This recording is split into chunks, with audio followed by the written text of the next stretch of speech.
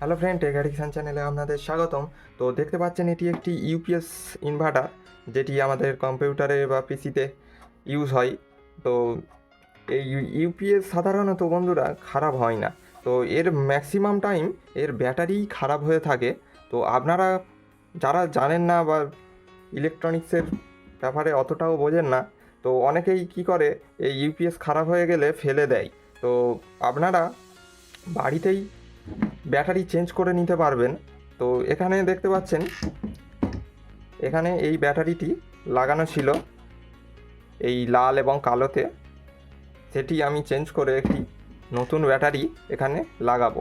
আর এই নতুন ব্যাটারি লাগানোর পরেই আমাদের এই ইউপিএসটি সম্পূর্ণ রেডি হয়ে যাবে। তো এই ইউপিএসটি তো বন্ধুরা, এই ইউপিএসটি যদি আপনারা দোকানদারকে দিয়ে থাকেন, তো তখন আপনাদের অনেক এক্সট্রা চার্জ নিয়ে নিতে পারে। তো আপনারা তার জন্যই খুব সহজভাবেই এটি নিজেরাই রিপেয়ারিং করে নিতে পারবেন। তো এটি লাগানো খুবই সহজ। তো জাস্ট কালোই কালো এবং লালে লাল এখানে লাগিয়ে দিতে হবে।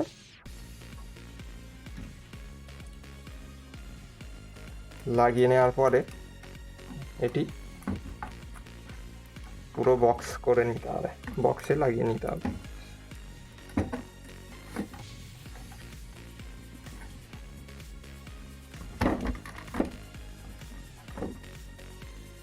তো এই হলো আমাদের ইউপিএস রেডি হয়ে গেল। তো এবার আমি কমপ্লিটলি বক্স করে নেব, বক্সিং করে নেব এবং আপনাদেরকে দেখাবো।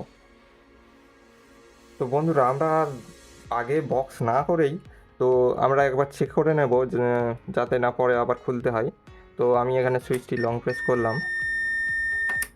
তো দেখতে পাচ্ছেন একটি বিপ শব্দের মাধ্যমে রিলে অন হলো, অর্থাৎ আমাদের এই ইউপিএসটি কমপ্লিটলি ওয়ার্কিং কন্ডিশনে চলে এলো।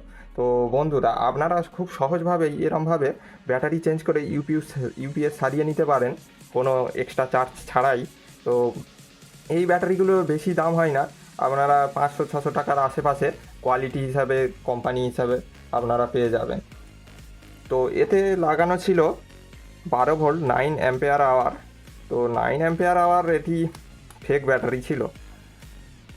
9 অ্যাম্পিয়ার আওয়ার ব্যাটারি আরও ভারী হয়ে থাকে।